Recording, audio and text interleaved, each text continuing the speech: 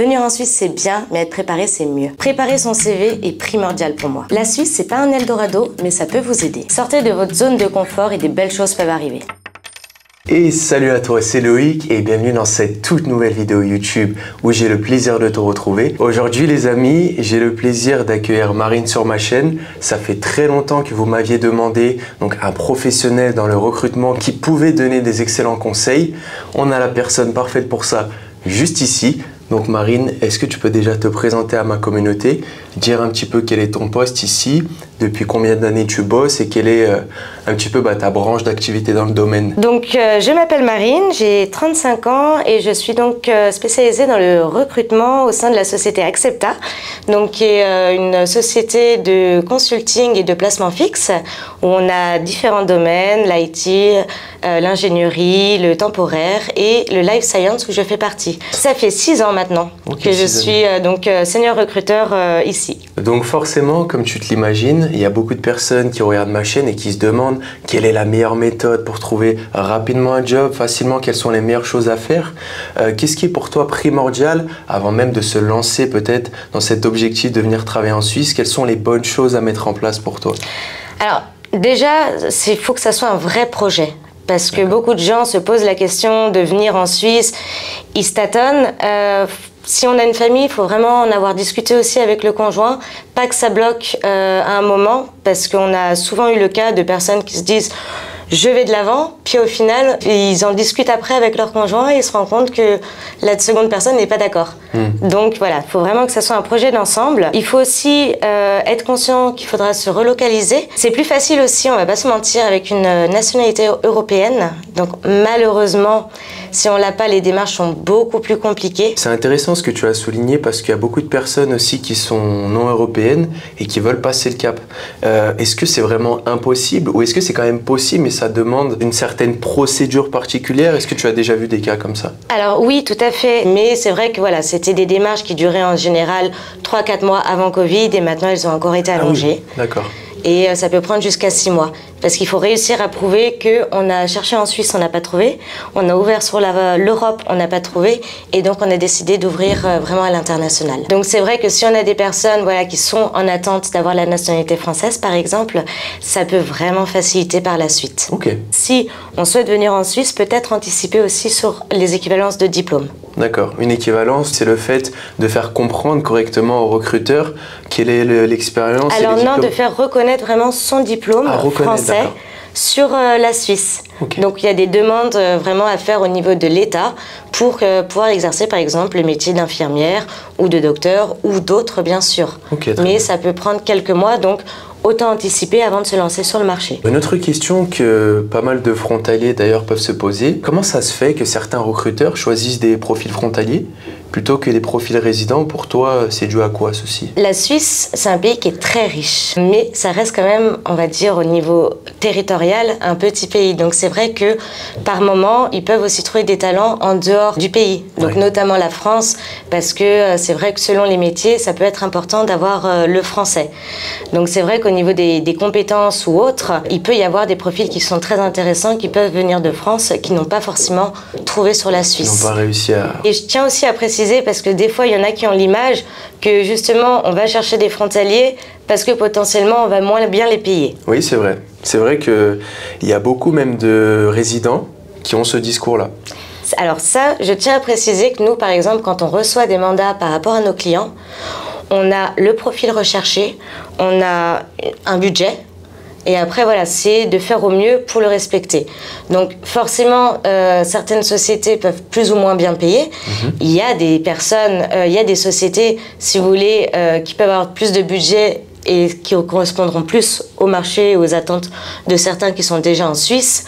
Et d'autres où voilà, les sociétés peuvent être plus petites, un plus petit budget, et des personnes en Suisse auront plus de mal à aller sur ce type d'opportunité, alors qu'un frontalier n'aura pas les mêmes coûts de vie. Bien donc sûr. Ça lui conviendra mieux. Mais on n'a pas de différence quand on envoie un profil à se dire « tiens, c'est un Français, je vais moins lui proposer okay. ». On a un budget, on essaye de faire au mieux par rapport à ça. Et nous aussi, d'être, on va dire, le plus transparent avec les personnes qu'on place. Le but, c'est de placer une personne sur du long terme, bien sûr, on va dire sur au moins 3 à 4 ans. Quelqu'un qui part au bout de 3 mois, pour nous, c'est un échec. Alors, une autre question, Marine, qu'on me demande souvent, quels sont les meilleurs canaux d'accès pour démarrer en Suisse? Est-ce que pour toi, c'est justement plus l'agence d'intérim? Est-ce que c'est mieux de postuler sur les sites d'annonces? Alors, ça dépendra déjà du type de profil qu'on a. Donc, c'est vrai que nous, en tant qu'agence, par exemple, on utilise beaucoup JobUp, qui est en gros l'équivalent du Pôle emploi en France, et LinkedIn, donc pour les profils un peu plus spécifiques. Je pense que c'est très bien aussi selon on va dire l'expérience pour les personnes qui débutent au niveau intérim, parce que ça leur permet d'avoir des premières expériences sur la Suisse, de rajouter des choses sur leur CV et de se faire connaître. Après, quand on est un peu plus expérimenté, qu'on passe aussi par des agences de recrutement, l'avantage, c'est que déjà les recruteurs peuvent avoir des postes qui ne sont pas publiés. Il ne faut pas l'oublier. Et on a la bonne personne à qui s'adresser au niveau de la société. Ce qui n'est pas forcément le cas si vous postulez en direct. Vous pouvez être noyé dans la masse. Dans certains corps de métier, par exemple comme la restauration, le démarchage aussi en direct peut être intéressant. Parce que c'est un travail où justement vous êtes... Voilà. Donc c'est bien de pouvoir juger la personne et c'est apprécié que les personnes puissent venir en physique. Quelles sont pour toi les choses importantes à faire pour bien s'imprégner de la culture suisse? Comme tu as dit déjà, c'est une autre culture. Ça parle français, on passe les frontières facilement, on est collé, mais il ne faut pas oublier que c'est un autre pays. Donc il ne faut pas arriver en disant « moi en France, on fait comme ça ». On est, pour moi, et c'est ça que j'apprécie beaucoup en Suisse, pas du tout dans le même état d'esprit qu'en France. Donc c'est vrai qu'il ne faut pas arriver on va dire, en pensant être le meilleur ou n'importe. Ils aiment les personnes qui restent humbles, les personnes qui sont travailleurs. Donc il ne faut pas avoir peur aussi, par contre, de faire des heures.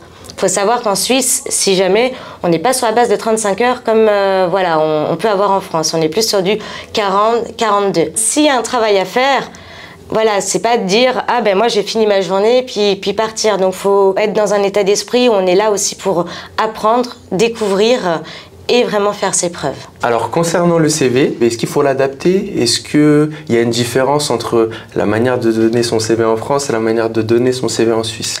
Alors, il peut y avoir une différence. En France, on va dire, assez la culture de faire le CV sur une page. Oui, c'est vrai ça. Voilà. L'idée, c'est pas non plus d'en faire 10, mais c'est vrai que faut quand même être un peu plus précis par rapport à ses expériences. L'idée, si vous voulez, c'est vraiment de mettre des dates précises, pas seulement des années, de mettre un titre de poste et de détailler un petit peu plus qu'est-ce qu'on a pu faire dans le poste, pour avoir une idée un peu plus précise. S'il fait 2 ou 3 pages, si on est une personne un peu plus expérimentée, c'est pas grave. Et c'est complètement toléré sur la Suisse. Après, un petit conseil dans tous les cas, il faut pas oublier qu'un CV, ça s'adapte aussi par rapport à une opportunité. C'est vraiment important pour toi de personnaliser le CV pour chacune des annonces auxquelles on souhaite postuler. Parce qu'il y a des personnes qui vont en fait faire un CV et puis ils vont envoyer le même à 20. Partout. Et c'est la mauvaise façon de faire en fait. Exactement, parce que voilà, il faut vraiment, je donne des exemples peut-être bêtes, mais pour des postes par exemple de technicien de maintenance, je reçois des CV avec un titre de boulanger. Ouais. Je vais pas aller plus loin. On s'en fout un petit peu en fait. Il faut vraiment, non mais c'est ça. Il faut vraiment en fait se dire que le recruteur il attend ça. Ouais. Et donc le poste de boulanger, il en a rien à faire en fait. Donc, voilà. Un petit conseil aussi sur les CV, se faire une liste de là où on l'a envoyé, vraiment. Parce que c'est vrai qu'en Suisse, ils n'aiment pas les doublons. Donc si on a oublié qu'on a postulé quelque part, ça fait déjà pas professionnel. Si on passe en direct via une agence ou une autre. Donc c'est bien de se faire un petit document Excel pour savoir chez qui on a envoyé, via quel biais. Donc on a expliqué un petit peu par rapport au CV, comment il fallait un petit peu l'agencer, etc. Maintenant, comment faire la différence par rapport aux autres candidatures sur le marché? Ça sert à rien de postuler sur des choses où notre profil ne va pas correspondre. Donc essayez d'être pertinent par rapport à ces candidatures. Je pense que ça va être une bonne chose. En Suisse aussi, quand on finit un poste quelque part, on a ce qu'on appelle les certificats de travail, qui font un peu équivalence de recommandations.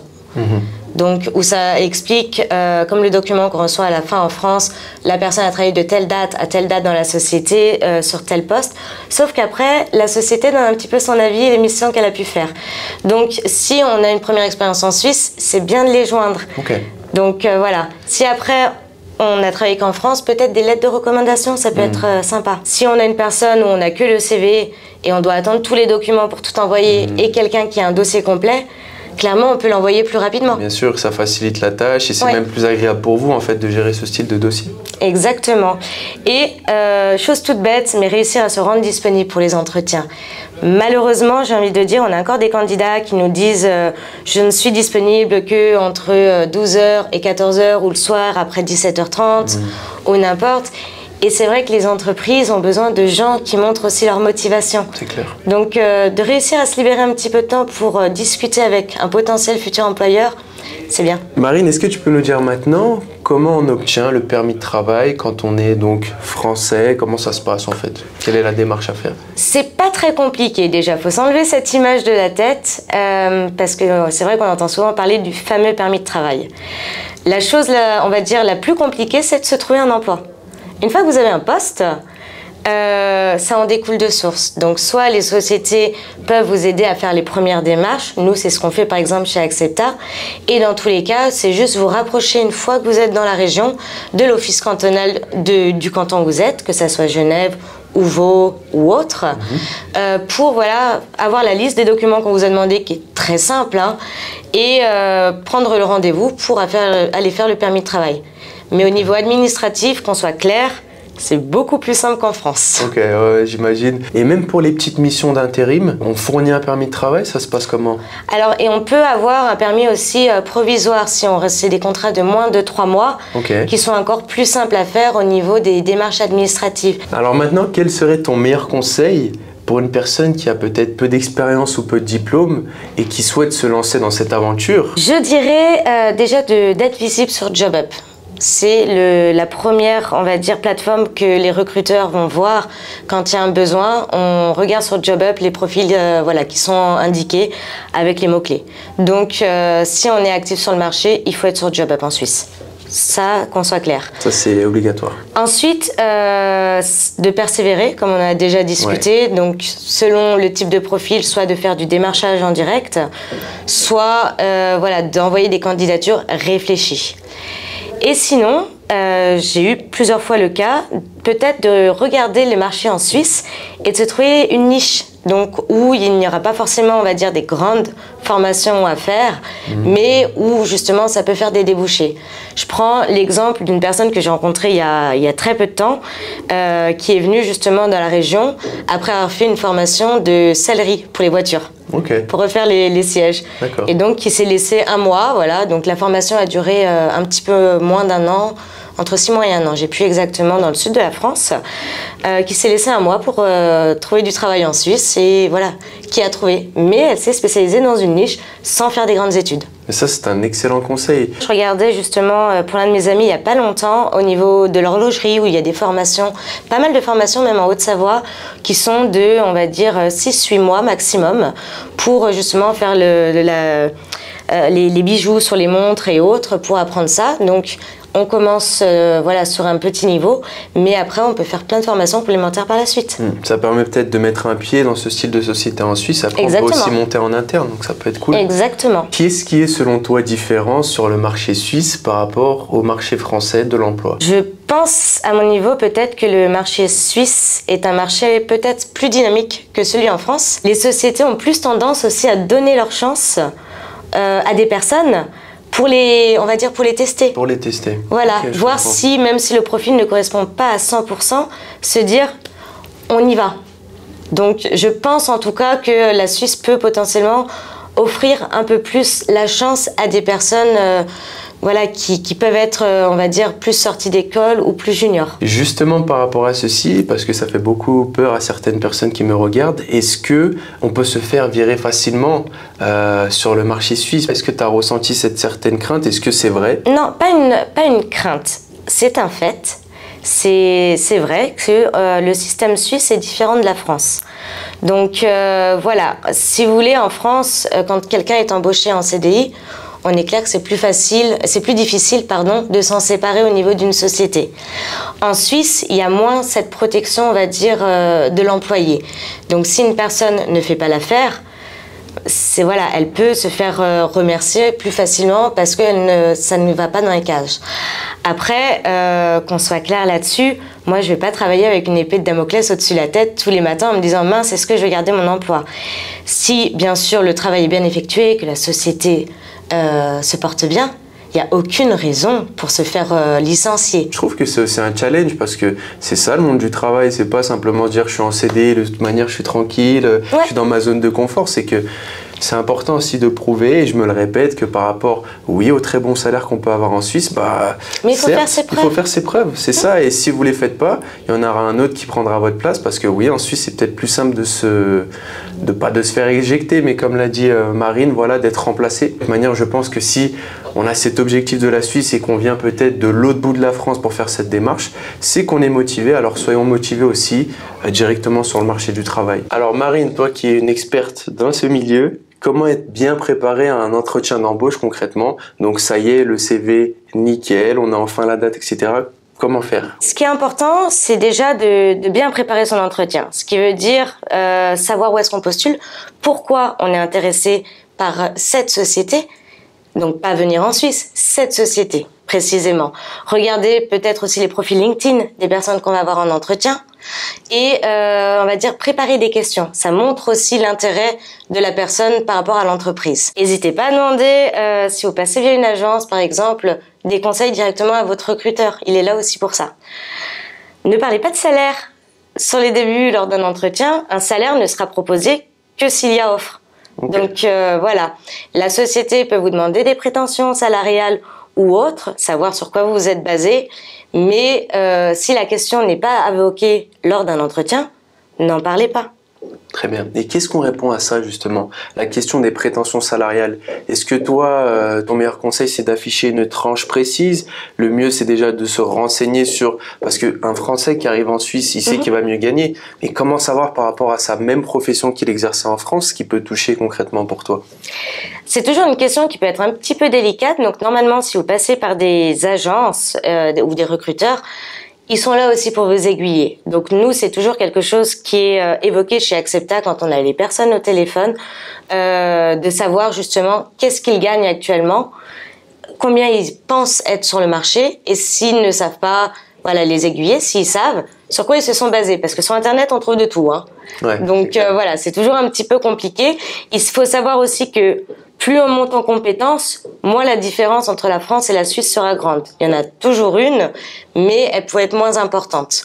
Après, c'est sûr qu'on gagnera beaucoup mieux dans tous les cas par rapport à la France, à la Suisse, pardon, par rapport voilà, au marché français. Mais il faut vraiment, je pense, se renseigner, demander conseil, peut-être aussi voir avec des personnes qui sont dans le milieu ou justement se renseigner au niveau des agences de placement ou d'intérim. Ok, tout est une question, encore une fois, de préparation. En fait. Exactement. Et si on ne sait pas, on ne sait pas. Alors maintenant, d'un point de vue purement financier, est-ce que pour toi, il est plus intéressant d'être frontalier, donc d'habiter en France et de travailler en Suisse, que d'être résident? Au premier abord, c'est sûr que la France a l'air plus attrayant que la Suisse pour s'installer parce que le coût de la vie quotidienne est moins cher, que ce soit d'aller boire un coup, d'aller faire ses courses, même les loyers. Si on pousse un petit peu plus, c'est juste faire attention. Il faut juste savoir qu'un frontalier, c'est ce que nous on les prépare à chaque fois, il faut compter, et c'est mon cas, entre 3/4 d'heure et 1 heure de transport selon où on se trouve. Parce qu'il ne faut pas oublier qu'il y a vite des bouchons à la frontière. Oui. Et après, il y a aussi le coût justement des transports, de l'essence à prendre en compte. Donc, selon où on habite en Suisse, les loyers peuvent être un petit peu plus chers, mais de temps en temps, avec, on va dire, l'essence et autres, on peut s'y retrouver. Donc, je dirais que pour le coup, c'est plus, on va dire, un style de vie qu'on va se rechercher. Okay. Et si je prends chez Accepta, on a justement plusieurs jeunes qui habitaient en France, qui ont décidé par la suite de venir s'installer en Suisse parce qu'ils n'avaient pas envie de se lever trop tôt le matin, parce que ça bougeait plus le soir pour sortir. Donc C'est assez un choix personnel. Mais après, il existe peut-être des solutions comme les transports en commun. Tout à fait. Notamment le Léman Express qui, bon après, Annemasse, c'est pas une ville de folie. On est d'accord. J'y ai vécu pendant 3 ans, donc je sais de quoi je parle. Mais par contre, en termes de praticité et en termes en 10-15 minutes, on est à Genève. Exactement. C'est pour ça qu'après, il faut voir où est-ce que se situe le poste parce qu'il y a des endroits comme Plan-les-Ouates en arrivant d'Annemasse qui peuvent être un peu plus compliqués. En fait, c'est une préparation. C'est pas juste je viens bosser en Suisse, j'habite à la frontière. Il faut voir toutes les dépenses par rapport aussi au travail, l'emplacement. Qu'est-ce que ça va coûter en termes de charges? Après, c'est sûr que si on part vraiment purement financier, en France, ça reste quand même moins cher. Oui. Mais je pense qu'il y a plusieurs aspects à prendre en compte quand on décide de s'installer quelque part. C'est pas figé, hop, c'est mieux d'être frontalier, nanana, je suis d'accord avec toi. Et tu parlais de l'aspect logement, pour toi, bien sûr, d'acheter du côté suisse, c'est beaucoup plus compliqué que du côté français. Je dirais même impossible. Non, mais c'est clair.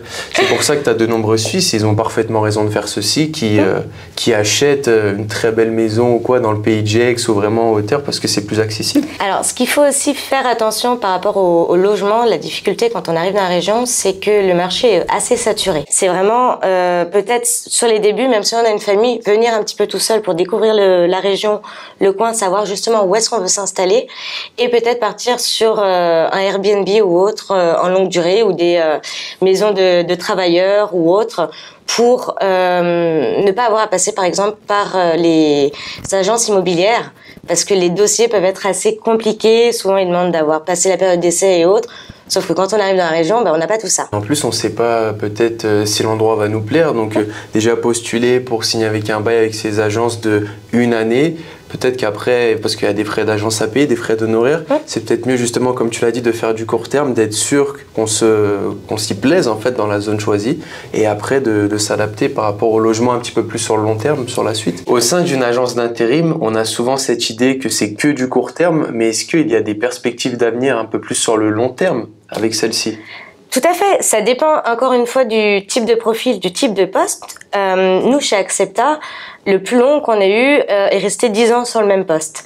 Il faut savoir aussi que une entreprise, en fait, a différents budgets. Donc, pour les placements en interne et les placements qu'on peut appeler en intérim ou en consulting, donc via une autre société.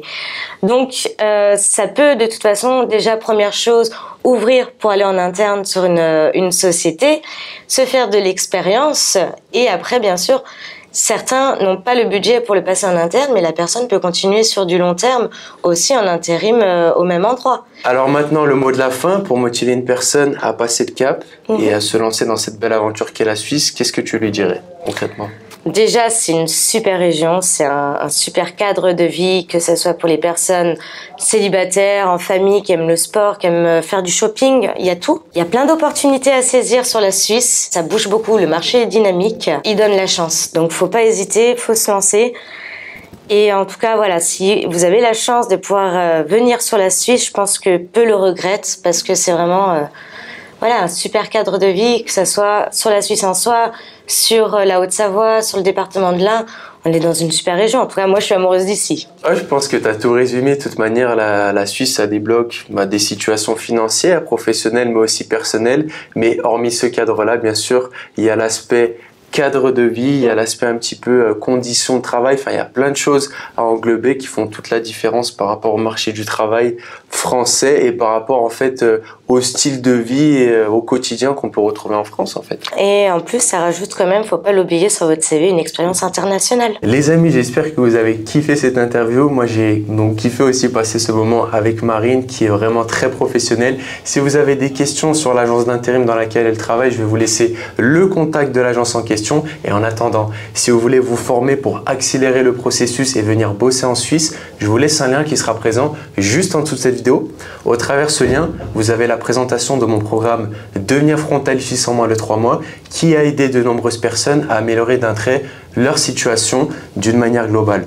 Vous avez le programme entièrement détaillé, le témoignage de mes participants et si vous avez le feeling avec moi, ça sera un plaisir de vous rejoindre dans cette aventure. En attendant Marine, merci pour tout. Je vous dis à très bientôt sur ma chaîne les copains et prenez soin de vous. Ciao ciao à tous.